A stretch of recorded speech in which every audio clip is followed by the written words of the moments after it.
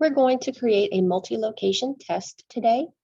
The first thing that you will have to do is log into the site, log in as you. Then you will click Manage and go down to Field Trials. You can expand the list of years. And what we are going to make today is an RYT Previsia multi-location trial. But you can see I've already created folders and subfolders here. So to do this, you will design a new trial, read through the steps, and then you will select where you want the multi-location trials to be located. So the first one for this one will be the Rice Station. So by doing that, you click on the name, and you can see that it tells you how many locations are selected. The next one is South Farm. So to select this, you have to press the Control button, and it will select both at the same time. Let's see, next we have Lake Arthur. Press Control, click. And lastly, we have St. Joe.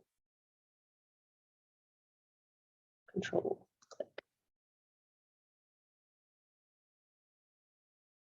We have 4 locations selected. Now we will name our trial.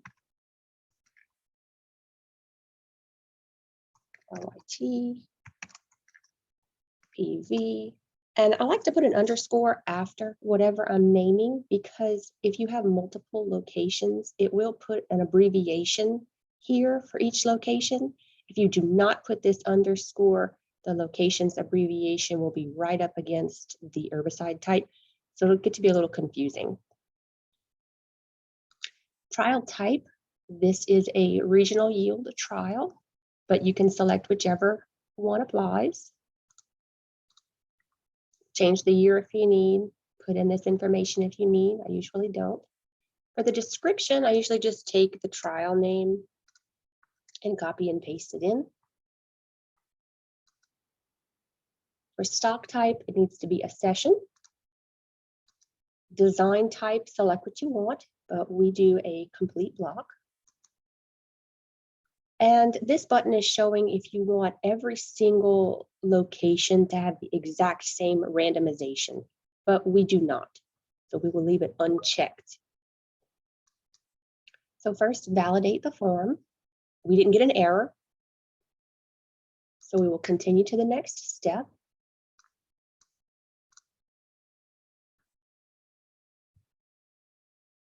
In step 2, you need to select your lists. So this you would have previously created. The first one is asking for the list of entries. So we will select that. Previously made these lists. It's uploading it. I'll go in and enter my checks. It's loading it, and then tell it the number of blocks, the number of reps in this case is 2 for the RYT. Continue to the next step. I don't need to select anything here, so I will continue to the next. If you'd like to do this, you can, but I just make sure it says serpentine and I continue on. Same thing here, I don't change any of this. And then it will create our trials for us. So first it's showing you just a rough field design that it made, but don't worry, we're going to go in and change this for each one. And below here is the information. So you can see RYT PVLK was for Lake Arthur. It's just showing you rep 1, the accession name, and this is plot 1. It also shows you where everything is located. So you can scroll through, check it all out, make sure it's correct. I will scroll down to the bottom. If you do not like some of the randomization, you can redo the randomization here.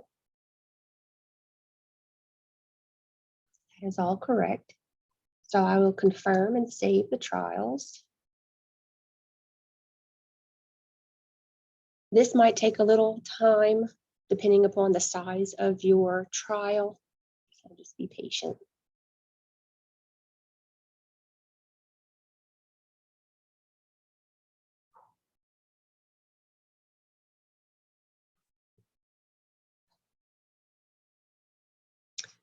Now our trials were saved, so we will click Congrats, click here. And I always like to refresh this screen because if you don't, sometimes it won't show up for you. So I'll click my drop down and here it is, what we created.